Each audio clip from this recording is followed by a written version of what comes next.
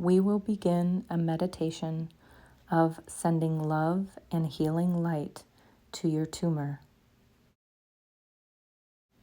I want you to visualize what your tumor looks like. Parts of it are more fibrous, but it is also softer in consistency as well. Think about cottage cheese and a wet paper towel. I want you to bring to mind what the tumor actually looks like, what it feels like, its shape and size. Remember that your tumor is 4 to 5 millimeters. A dime is 17 millimeters across, so this gives you an idea of how small it really is. Now I want you to visualize the location of where the acoustic neuroma is. The hearing and vestibular nerve enters into the skull at what is called the internal auditory canal. The internal auditory canal is the hole in our skull where the nerves enter, and if you see the picture of the skull, you'll see the small hole in the side of the skull. If you think about your ear, the hole would be just in front of the prominent bump behind your ear. Imagine going about an inch straight back from the opening in your ear. Next, you can visualize where the auditory nerves enters inside the skull. You can see in the picture here the larger hole would be where your brainstem enters into your brain. And you can see a smaller hole near that where the auditory nerve enters into your skull and sounds travel from your ear into your brain. I want you to be able to picture the size, the shape, and the location of the tumor.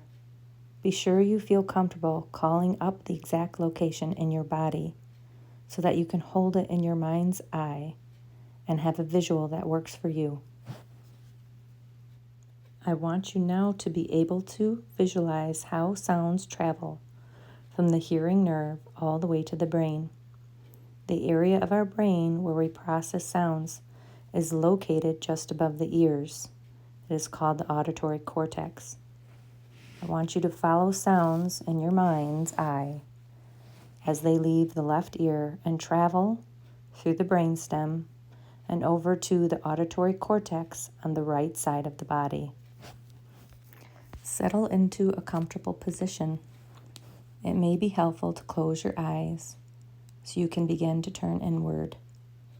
Start by just following your breath. You are not trying to change it in any way. Right now, just turn your attention to your breath wherever you feel it most in your body. It may be the rise and fall of the belly or the chest. It may be the air moving in and out of the nose. For the next 3 to 5 breaths, I want you to just watch your breath, wherever it is in this part of your body.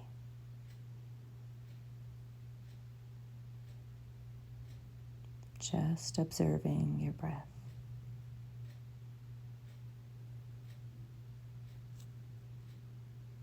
Now I want you to begin to focus on a feeling of love. You can call up a certain place, a time, a person, a pet. Something that you can easily focus on and engage a feeling of love and compassion. Could be your child when they were sleeping when they were young, looking at their face, or a favorite animal or a favorite place. Once you have called up that particular person or place, I want you to tap into the feeling of love and compassion. Where do you feel this emotion in your body? Is it in your chest or your belly? Is it a sense of warmth or a glow or a tingle? Really hone in on that feeling. And now I want you to turn towards this sensation of love and compassion in your body. And when you feel that you have a good connection with this sensation in your body, I want you to move your attention to the tumor. Find it in the location in your head, on the left side of the body, between the ear canal and the back of the ear, about an inch in. You can visualize this looking from the top down of your head or going from the outside of your head in. Once you have pinpointed that location, I want you to call up in your mind's eye the shape, the color, the size, the consistency of the tumor. And now take that sensation of love and compassion, and I want you to send it towards the tumor. Breathe in deeply, and as you exhale, imagine you are sending a golden light to this area. With a sensation of love, sending healing power to this area. You may imagine that the tumor is swollen and inflamed. And as you send in this healing power and feeling of love, the tumor recedes. It begins to release just a bit of itself.